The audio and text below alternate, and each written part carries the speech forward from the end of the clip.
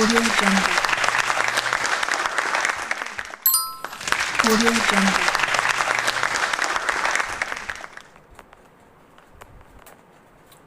जय हिंद। मैं हूं आपका दोस्त नितेश वर्मा और आप सभी का स्वागत है कॉम्पिटिटिव वाले क्लासेस में। आज हम देखने वाले हैं फल, और फल को सभी जो संपूर्ण फल है उनको 3 भागों में बांटा जाता है। ठीक है, सबसे पहला आता है सरल फल। इसको हम कल पढ़ चुके हैं क्या होता है, लेकिन हम आज इनके सिर्फ उदाहरण देखने वाले हैं। सरल और एकल फल एक ही बात है। दूसरा है पुंज या समूह फल। तीसरा होता है संग्रहित फल। ठीक है, यहाँ पर हमने कल समझा था फलों के प्रकार, पत्तियों के प्रकार और पुष्प के भी प्रकार। ठीक है, और पुष्प के सभी भागों को भी हम देख चुके हैं। अगर आपने वो वीडियो नहीं देखे हैं तो देख सकते हैं, डिस्क्रिप्शन में लिंक मिल जाएगा या फिर प्लेलिस्ट में भी जाकर देख सकते हैं। आइए समझते हैं सरल और एकल फल। समझना कुछ है नहीं ज़्यादा, इसमें एग्जाम्पल का खेल है, ज़्यादा कुछ है नहीं। देखिए, अमरूद, खीरा, केला, ककड़ी, लौकी, तरबूज, संतरा, नींबू। जैसे कोई बेचने वाला आया, ऐसा नहीं भैया चलो, तरबूज, संतरा, नींबू, मिर्च, टमाटर, ये सब भी जो सब्जियां हैं सॉरी, इसके अंतर्गत आती है। सरल और एकल फल के अंतर्गत भी आती है सब्जियां। ठीक है, अंगूर, पपीता, सेब, मौसम्बी, नाशपाती और अनार, ये सिंपली हमको बाजार में उपलब्ध हो जाते हैं। सिंपल हम इसको कैसे याद रखेंगे कि अधिकतर ये सारी चीज़ें सिंपली हमको मिल जाती है, सरल तौर पर मिल जाती है। ठीक है, ये इसके उदाहरण हो जाएंगे सरल फल के। उसके बाद में नंबर आता है पुंज या समूह फल का। यह शरीफा, आपने सुना होगा नाम, बहुत कम लोगों ने सुना होगा। ठीक है, शरीफा मैंने खुद ने जब इसको पढ़ा था तभी सुना था। शरीफा एक्चुअली सीताफल का ही नाम है। ठीक है, सीताफल का टेक्निकल नाम क्या है भैया? शरीफा। टेक्निकल तो क्या है, विज्ञान की भाषा में कह सकते हैं, वैज्ञानिक नाम नहीं है। ठीक है, सीताफल, तो सीताफल या शरीफा। रस भरी, मदार करके कोई फल है। सदाबहार, ये एक आम की एक प्रकृति है, या एक समझ सकते हैं हम कि एक आम का क्या हो सकता है, प्रकार हो सकता है, वैरायटी हो सकती है। कमल, कमल के फूल की बात हो रही है यहाँ पे। स्ट्रॉबेरी, ठीक है, ये बहुत कम देखने को मिलते हैं और अधिकतर लोगों को इनका कहीं ना कहीं नाम सुना है, नहीं सुना, वो वाली कंडीशन रहती है।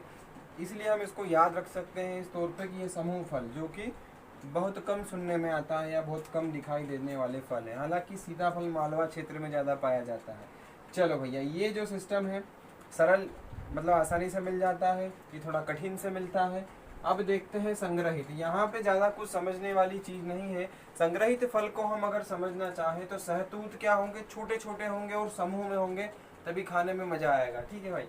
कटहल क्या है, कटहल में भी मतलब ये मान के चल सकते हैं कि कुछ इस तरीके से अगर बिल्कुल संग्रह हो एक तरह से। ठीक है, तो ये मतलब कटहल हो गया, सहतूत, अनानास, पाइनएप्पल। ठीक है, बरगद, हालांकि बरगद भी इस तरीके से उसमें से उसको पहले खाया भी जाता था, लेकिन आजकल तो बहुत ज़्यादा कीड़े और प्रदूषण की वजह से उसको खाना मुश्किल है और नामुमकिन के बराबर है। चलो, ये हो गया आपका बरगद। बरगद के अलावा गूलर, गूलर भी जो होता है ये सेम टू सेम जो बरगद से निकलने वाला फल है वैसा ही दिखता है। ठीक है, अंजीर, अंजीर मैं आपको फोटो शो करूंगा इधर। चलो, और बात करते हैं अब यहाँ से क्वेश्चन आते हैं फलों को खाने योग्य भाग। ठीक है, सिंपली मैंने इसको क्या किया है, 3 से 5 भाग में इसको डिवाइड कर दिया। ये 2 तो अलग ही है, इसलिए इनके एग्जाम्पल सिर्फ 2 है। पुष्पासन का एक एग्जाम्पल है सेब, दूसरा है एरिल, एरिल का एकमात्र है लीची। ठीक है, इसके बाद में अगर फल भित्ति की बात करें, आम, पपीता, अमरूद, बेर अंगूर, शरीफा, तरबूज और टमाटर, ये सभी में हम क्या खाते हैं, फल भित्ति। फल भित्ति में समझा चुका हूँ। भ्रूण पोष किस किस में खाया जाता है, गेहूं में। यहाँ पर क्या हो रहा है, एक तरह से छिलका निकाल कर खाए जाने वाली चीजें भ्रूण पोष और बीज पत्र में आएगी। जैसे कि गेहूं है, मक्का है, नारियल। ठीक है, उसके बाद में बीज पत्र, चना, सिंघाड़ा, मूंगफली। ये इसको ऐसे याद रख सकते हैं कि ये तीनों चीजें क्या है, कठोर होती है। ठीक है, चना, सिंघाड़ा और मूंगफली। और ये एकदम लचीला हो सकता है, नरम हो सकता है। ये कड़क है लेकिन इस पे छिलका है। ठीक है, यहाँ पर इसका भी आटा पिसाया जाएगा, इसका भी आटा पिसाया जाएगा, और ये क्या होगा, नारियल को पोड़ के खाया जाएगा। चलो भैया, ये हो गया भ्रूणपोष। ये इसका आप स्क्रीनशॉट लीजिए। अब हम समझते हैं पादप ऊतक। ऊतक क्या होता है? कोशिका हमने जो पढ़ा था उस समय हमने बात करी थी ऊतक की। तो सबसे पहले हमको समझना पड़ेगा कोशिका। जीवन की मूलभूत इकाई क्या है? कोशिका। और कोशिकाओं से मिलकर बने हैं ऊतक, और ऊतकों से मिलकर बने होते हैं अंग। ठीक है, तो हम बात करेंगे अब ऊतक के बारे में। इतने का आप स्क्रीनशॉट लें।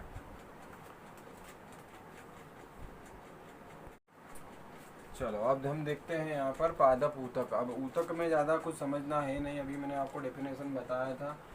थोड़ा सा समझते हैं इसमें कि जो ऊतक है उसके अध्ययन को हम क्या कहते हैं। तो ऊतक के अध्ययन को औतकी कहा जाता है। बहुत बार पूछा गया क्वेश्चन है, ऊतक के अध्ययन को क्या कहते हैं? ऊतक के अध्ययन को औतकी कहते हैं। पादप ऊतक के मुख्य 3 भाग हैं: विभोज्य ऊतक, स्थायी ऊतक और संवहन ऊतक। विभोज्य ऊतक में हम समझते हैं यहाँ पर होता क्या है, सूत्री विभाजन ज़्यादा से ज़्यादा मात्रा में होता है। सूत्री विभाजन बहुत ज़्यादा मात्रा में होता है, और यह एक प्रकार से अवयस्क, यानी कि ये क्या है, अभी विकसित नहीं हुआ है, वह ऊतक कहलाएगा विभोज्य ऊतक, अवयस्क ऊतक। ये 3 भागों में पौधों में पाया जाता है। शीर्ष में यानी कि जो पौधा होगा उसके टॉप में पाया जाएगा। पार्श्व ऊतक यानी कि जो पौधे का बाहरी भाग है उसमें कौन सा ऊतक है?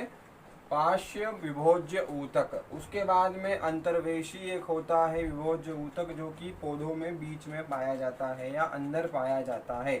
यहाँ पर हम देखते हैं स्थायी ऊतक। स्थायी ऊतक को 2 भागों यानी कि सरल और जटिल 2 भागों में बांटा जाता है। सरल ऊतक को पुनः 3 भागों में हम बांटेंगे। अधिकतर यहाँ पर होता क्या है, कभी भी हरित या फिर हरा शब्द आता है तो आपको स्थायी ऊतक में सरल ऊतक और सरल ऊतक में भी मृदुतक और स्थूल कोण ऊतक याद आना चाहिए। यहाँ पर जो क्लोरोनोकाइमा होता है वो होता है मृदुतक, इसको हम हरित ऊतक भी कहते हैं। स्थूल कोण ऊतक, यहाँ से एक डायरेक्ट प्रश्न आता है, ऐसा कौन सा ऊतक है पौधों में जिसके माध्यम से पौधों में लचीलापन होता है? तो लचीलापन वाला ऊतक है स्थूल कोण ऊतक, सिंपल है। और ये किसका भाग है? सरल कोण ऊतक का, सॉरी सरल स्थायी ऊतक का। देखते हैं दृढ़ ऊतक। सिंपल सी बात है, दृढ़ ऊतक या फिर सरल ऊतक, दोनों में से जो भी नाम आएगा कि पौधों में दृढ़ता प्रदान कौन करता है, तो सरल या फिर दृढ़ सरल ऊतक।